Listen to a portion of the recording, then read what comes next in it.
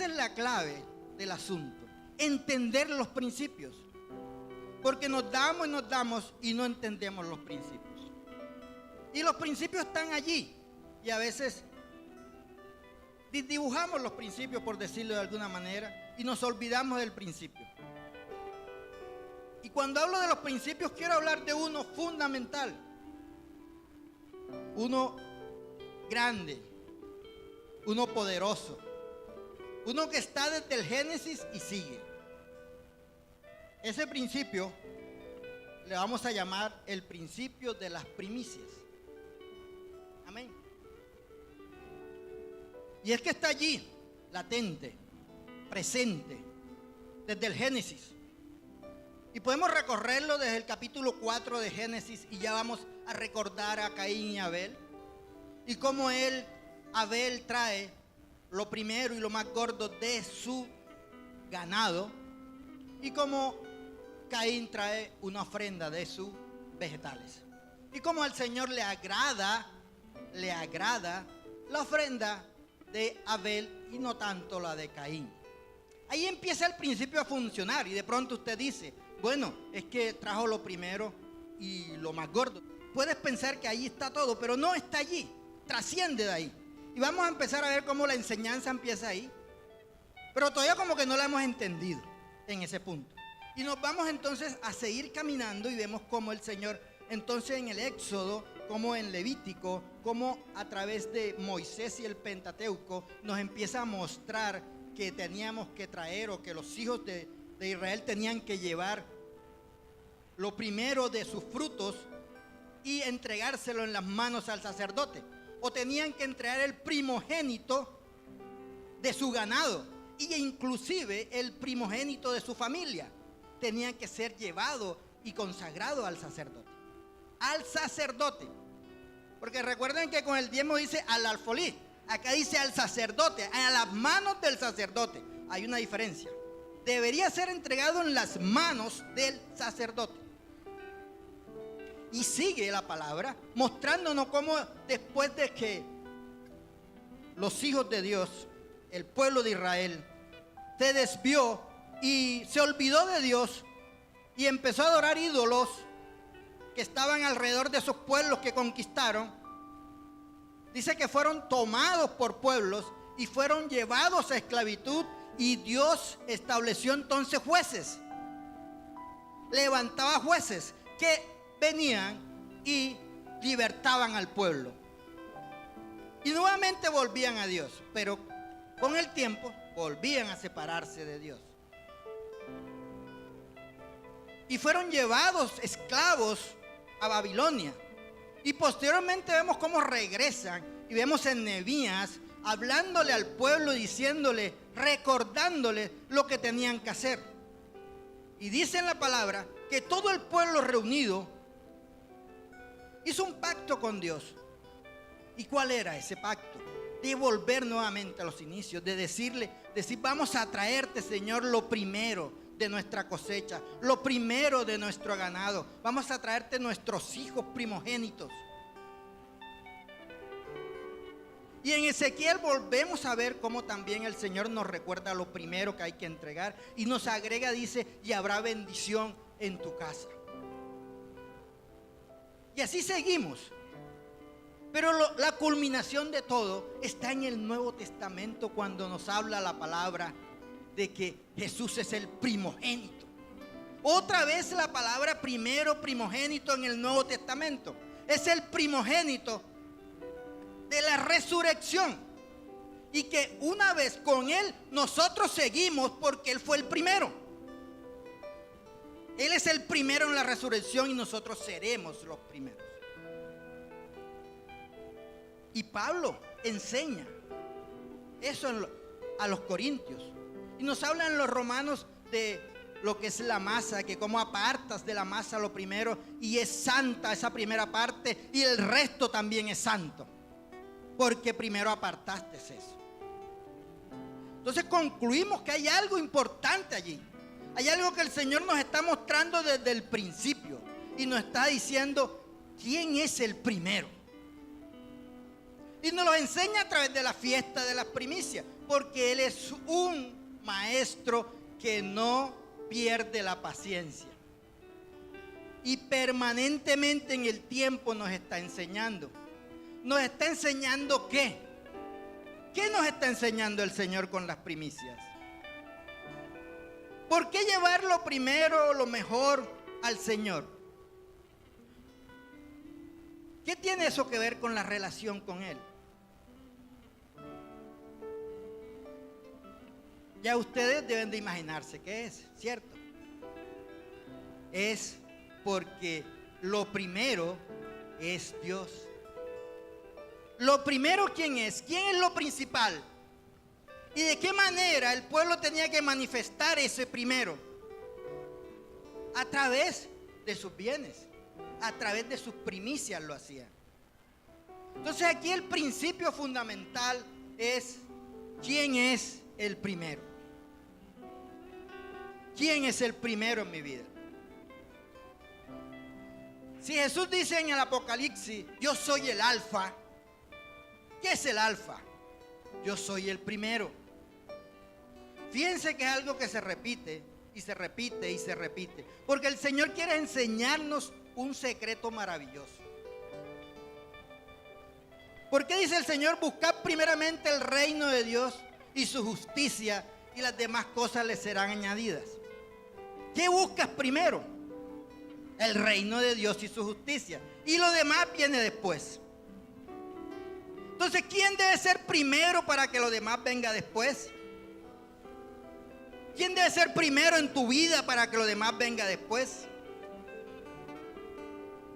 ¿Quién es primero en tu vida? Y esa manera de saber yo quién es primero en mi vida determina ese mandamiento maravilloso que el Señor nos enseñó. ¿Cuál es ese mandamiento? Amarás al Señor tu Dios con todo tu corazón, con toda tu mente, con toda tu fuerza. Amarás. O sea, ¿a quién vas a amar primero? ¿A quién amas tú primero? Es la pregunta que hoy nos haremos en esta mañana. ¿A quién amo yo primero? La palabra me dice que amar al Señor con todas mis fuerzas. O sea, es el primero al que debo de amar. Con todas mis fuerzas. ¿En quién pongo yo ese amor? El domingo pasado compartíamos acerca de la vida y el afán de la vida. La ansiedad, ¿cierto? ¿Por qué? Porque no teníamos a Dios de primero. Porque precisamente por eso ese versículo en Mateo 6 nos lleva a que busquemos primeramente el reino de Dios. Porque nos estamos aferrando a otras cosas y no a Dios. Porque estamos dejando a Dios en otros lugares que no le corresponden. Porque no estamos aferrándonos y confiando en que Dios es el que tiene el poder para hacer los cambios en mi vida. Yo quiero que la enfermedad salga de mi cuerpo, pero ¿quién es el primero en mi vida?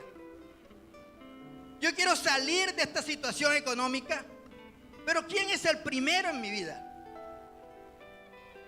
¿En quién estoy depositando mi confianza? ¿A quién estoy levantando día tras día como el primero? Y eso es lo que no hacemos. Y eso es lo que quiere Dios con las fiestas, como la fiesta de primicias.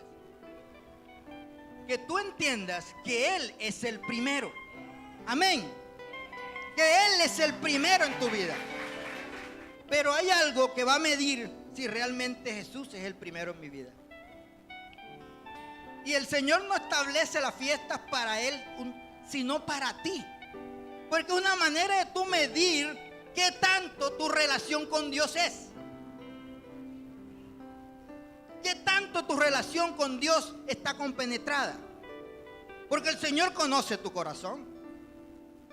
Conoce mi corazón. Pero muchas veces nosotros mismos no nos conocemos. Creemos que sí somos y resulta que no somos. Y cómo estos hombres en el pasado lo hacían, desprendiéndose de eso tan bueno que primero salió, sacrificándose, porque se sacrificaban, porque llegaban y veían en el campo esa fruta tan hermosa y seguramente le daban ganas de comerse esa fruta tan hermosa o llevársela para la casa o decir, esta la vendo a mejor precio. No, esa la apartaban. O ese sueldo que tú tienes hoy, ese primer sueldo, y tú dices, me voy a comprar la camisa que me hacía falta. Mira, ya tengo pintada la camisa, me voy a comprar esa camisa con mi primer sueldo. Pero si tú dices, eso se lo voy a entregar al Señor, te estás sacrificando porque estás poniendo al Señor primero que tu necesidad. Pongo primero al Señor y después vengo yo, porque conozco el principio. Y si Dios está primero en mi vida, tenga la plena seguridad que se va a encargar del resto. Porque eso es lo que Él quiere. Nosotros luchamos día tras día con nuestras fuerzas, con nuestras circunstancias. Pero siempre tenemos que tener presente que si no es con Dios, no alcanzamos la victoria. Y eso demanda tener una comunión con el Señor día tras día. Yo te digo, el enemigo nos ha engañado con eso. El enemigo ha hecho pensar que tú puedes por tus propios medios alcanzar las cosas. O que puedes llevar una vida que en esto cumples y en esto no cumples. Unas áreas de tu vida que entregas y otras no. Pero hoy debes de decirle a Satanás que ha sido descubierto, que él no tiene control sobre tu vida y que Dios es el primero en tu vida. Que Dios será quien quite la enfermedad de tu vida. Que Dios será quien traerá prosperidad a tu vida. Porque Él dice que Él desea que seamos prosperados en todo. Pero para que tú seas prosperado en todo, tú tienes que tener esa comunión con Dios y Él sea el primero. Él tiene que ser el que te prospere, no tú. Y cuando yo dejo que sea Dios quien me prospere, entonces sí, yo dejo que Él maneje mis economías, que Él maneje mi vida, que Él sea quien sane mi cuerpo. Y es que es su promesa. Él dice en su palabra que a aquellos que les sirven no les faltará ni el agua ni el alimento. Y la enfermedad no los atacará. Y aún así Él dice que enviará avispas contra aquellos que vienen contra ti. O sea que Él te defenderá. O sea, ¿qué más podemos esperar nosotros con un Dios tan grande y poderoso? Ahora lo alabamos y lo adoramos, manifestando ese gran poder que Él tiene en nuestras vidas, ¿cierto? Pero tienes que creerte ese poder y tienes que darle esa posición al Señor. Mientras yo no le ceda ese primer lugar al Señor en mi corazón, esas manifestaciones sobrenaturales del Señor no van a estar en su plenitud, porque Él dice que te va a dar plenitud. Y la plenitud en Dios demanda que Él es pleno en mi vida.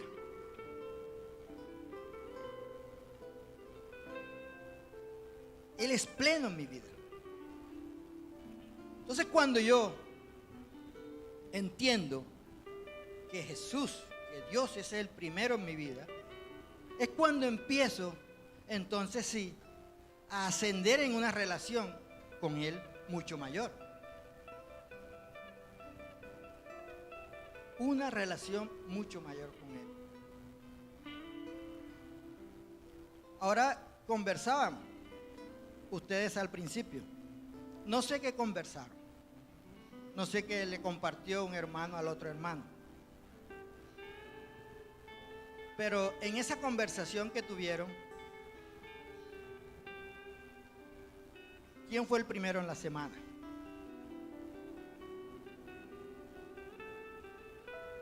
Allí no me lo digan ni se lo digan a nadie. Ustedes saben qué hablar. ¿Quién fue el primero en la semana? Le comentaron a su compañero sobre ese primero en la semana. Fue Jesús. Fue el trabajo. Fue el éxito que tuve. Es una manera de medirme. Yo, Alfonso. Porque no puedo decir que Jesús es el primero, pero lo recuerdo cuando me voy a acostar nada más. No cuando me levanté, o cuando empecé a hacer mi trabajo, o cuando llegué a un lugar y le pido que me llene de su gracia. Y fíjense lo importante que es eso. ¿Por qué Dios quiere que tú seas el principal? No porque Él diga, que a mí me gusta que me digan que es el principal. No, porque Él te ama y Él quiere lo mejor para ti. Él te ama, que Él quiere que tú seas bendecido día tras día. Él te ama, que quiere que seas prosperado. Él te ama, que quiere que no estés enfermo. Él te ama, que quiere que no pases necesidades. Eso es lo que quiere el Señor con nosotros. Pero ¿y qué hago? ¿Cómo se lo manifiesto? El Señor establece un sistema, un medio, una manera. Y cuando nosotros tenemos ídolos que están ocupando el lugar del Señor, hay que destruir esos ídolos, ¿cierto? ¿Cuál es tu ídolo? Tienes que destruirlo. Ese ídolo está impidiéndote que Dios sea el primero en tu vida. Y uno de los ídolos más fuertes que tiene la humanidad es el dinero. El dinero es un ídolo que te corrompe día tras día. Y no es que el dinero de por sí sea malo. Es el lugar que tú le estás dando al dinero. Fíjate que tú reemplazas el poder de Dios por lo que consideras que a través del dinero puedes obtener. Dejas de ser Dios el primero en ti para que sea el dinero el primero en ti. Por eso el dinero, cuando uno habla de estos temas, Satanás se activa inmediatamente. Más de uno está pensando, están hablando de dinero, de plata, de ofrenda, de todo lo demás. Porque Satanás empieza a moverte. ¿Por qué? Porque ese es el punto donde él más aprieta. La mayoría de los divorcios se dan por problemas económicos. No por amor, sino por problemas económicos.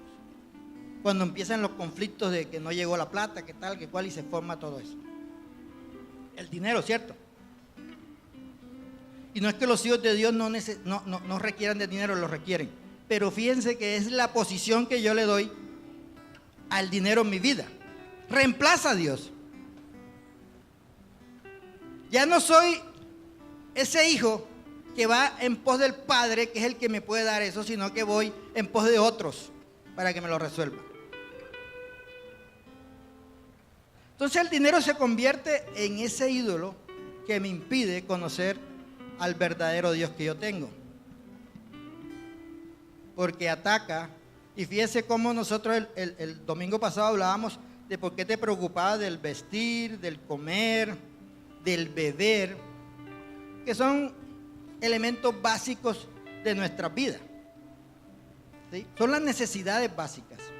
Todo el mundo necesita eso. Pero te dice que la palabra, que Dios puede proveerte de eso y de mucho más. Amén. Por eso primero tienes que buscarlo a Él. Pero si yo dejo que sea el dinero, y el dinero empieza, por eso cuando el Señor le habla a su pueblo de las primicias, está atacando eso. Entonces usted está ahí pensando, no, yo no voy a entregarle primicia al Señor. Yo mejor me voy y me compro algo que necesito, o inclusive Satanás te lo disfraza, te dice, llevas a tu familia que se come una pizza y todo lo demás, porque es tu familia y no la has sacado y todo el cuento. ¿cierto? Para que creas que es algo que es bueno y no, estás desplazando a Dios, estás desplazándolo, ¿cierto? Entonces, si yo empiezo a tener esos pensamientos en mi mente, es una alerta para mí, porque significa que realmente el dinero está tomando una posición en mi vida.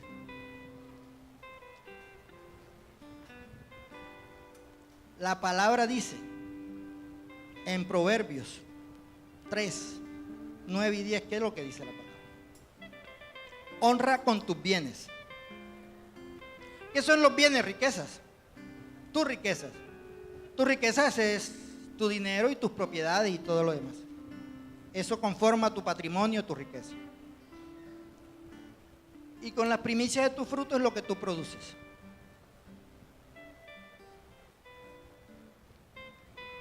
Entonces la manera de cómo yo mido, o el termómetro de la posición que tiene Dios en mi vida, es a través de la honra que le doy a Dios. Cuando honro a Dios, lo estoy poniendo en el lugar que le corresponde.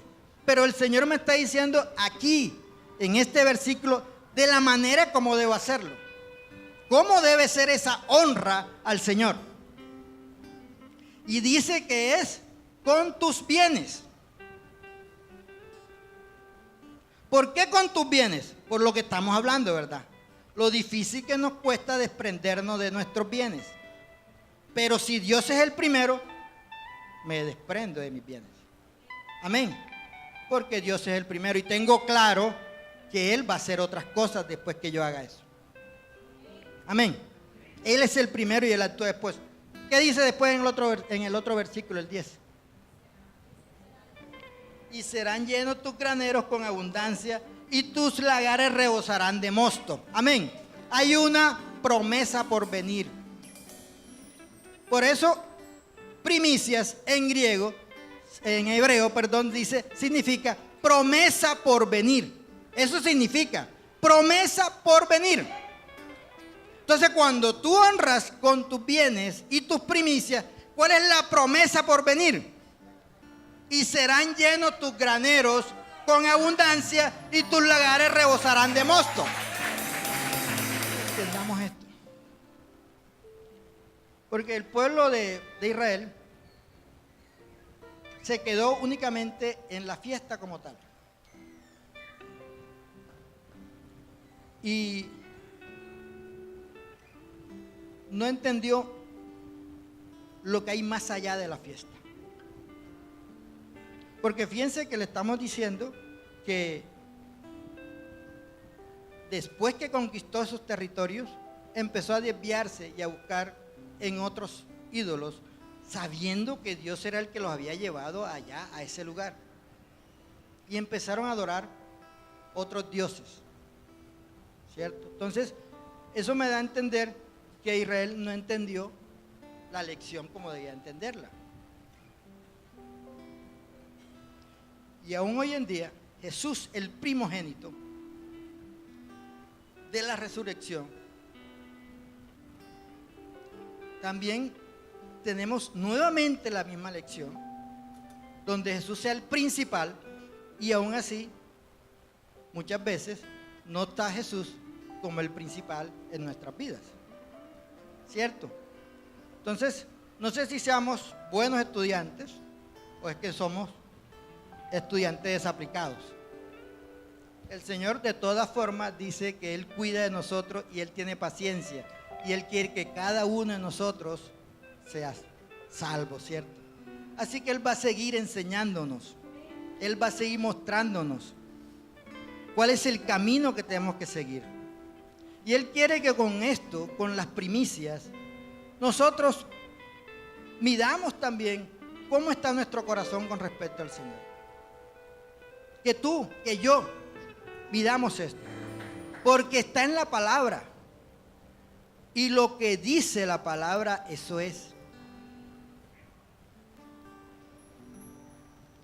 No es hombre para mentir, ni hijo de hombre para arrepentirse, dice la palabra, es Dios. si tú le crees a la palabra, seguro la fe te va a mover a niveles mayores en su comunión con Dios. Por eso cuando hablamos de primicia, estamos hablando de un nivel aún superior de mi relación con Dios. Fíjese que es la primera en el Génesis. Abel llevó una primicia. Fue primero en el Génesis. Y aún así, Cristo es una primicia.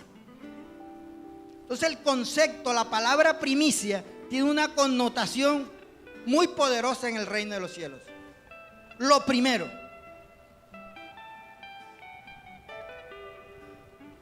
Dios es lo primero.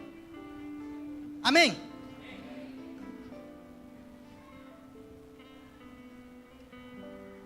Cuando Él lo que quiere es que tú camines al lado de Él.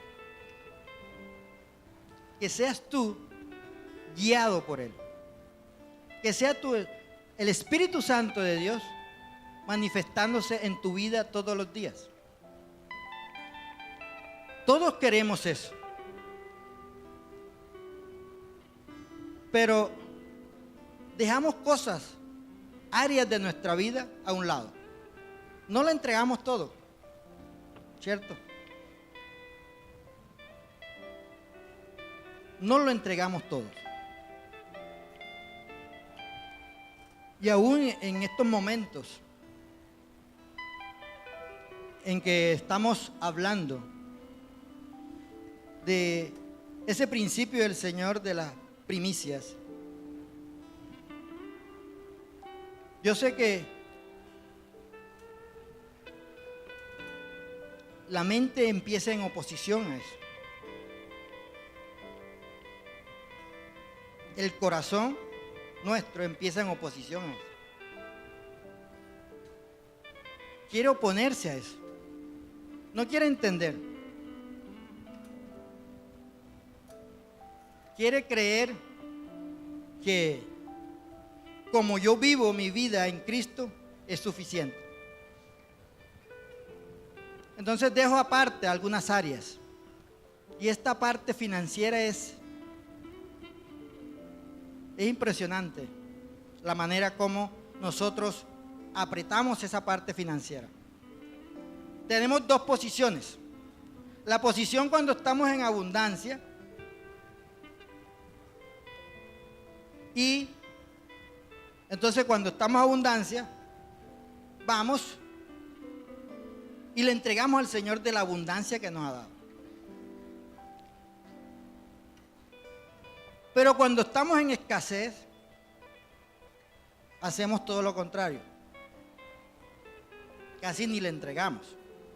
Hasta desplazamos diezmos y ofrendas y aún más primicias. Dejamos de darlas. Dejamos de ofrendar porque no tenemos con qué. Porque estamos esperando que el Señor nos provea más.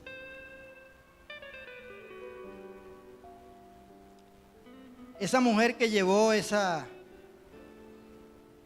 dos monedas y las entregó en el altar y era lo único que tenía. O el que tiene un salario de 10 millones de pesos y da 200,000 pesos. Entonces la señora dio 200 pesos, pero él dio 200,000. Tú puedes pensar que quién tenía un corazón o quién era el primero en la vida de esos dos. ¿Quién era el primero? Pues yo te voy a decir que la que dio los 200 pesos, el primero en la vida de esa mujer era Dios. Amén. No le importó entregar todo, porque confiaba en que Dios la iba a proveer de lo que le hiciera falta.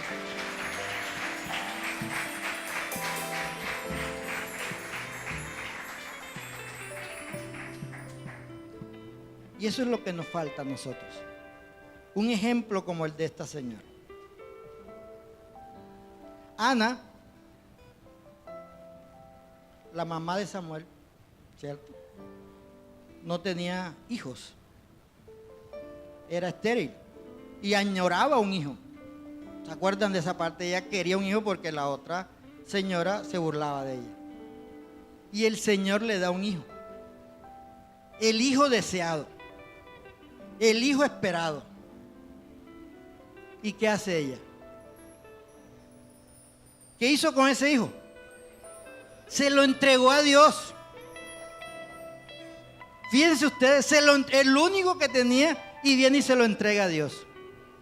Se desprendió de eso.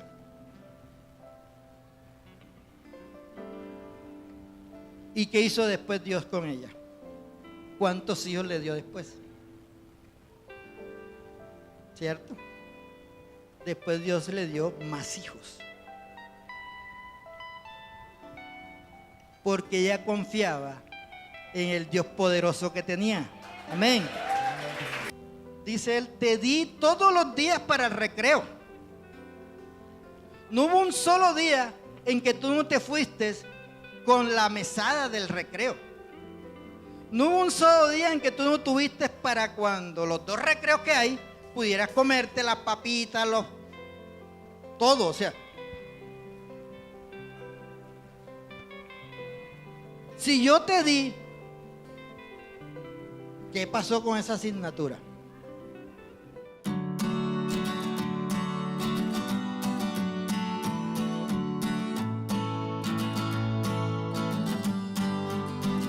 Yo soy Semoa. Yo soy Semoa. Yo soy Semoa. Yo soy Semoa.